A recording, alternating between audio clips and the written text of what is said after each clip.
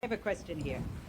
My question was originally for Governor Clinton, but I think I would welcome a response from all three candidates. As you are aware, crime is rampant in our cities. And in the Richmond area, and I'm sure it's happened elsewhere, 12-year-olds are carrying guns to school. And I'm sure when our founding fathers wrote the Constitution, they did not mean for the right to bear arms to apply to 12-year-olds. So I'm asking, where do you stand on gun control, and what do you plan to do about it? Governor Clinton.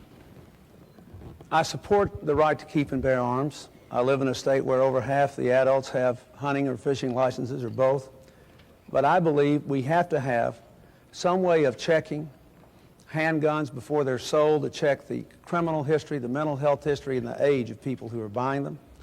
Therefore, I support the Brady bill, which would impose a national waiting period unless and until a state did what only Virginia has done now, which is to automate its records. Once you automate your records, then you don't have to have a waiting period, but at least you can check.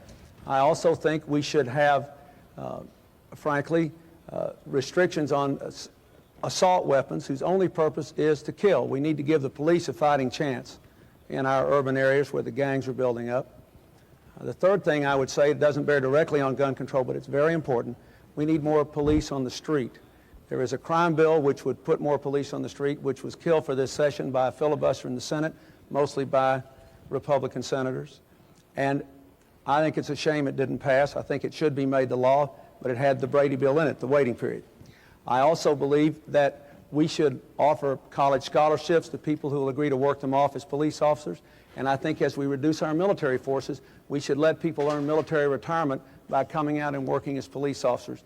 30 years ago, there were 3 police officers on the street for every crime. Today, there are 3 crimes for every police officer.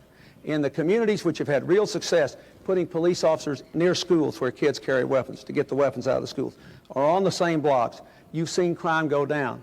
In Houston, there's been a 15% drop in the crime rate in the last year because of the work the mayor did there in increasing the police force. So I know it can work. I've seen it happen.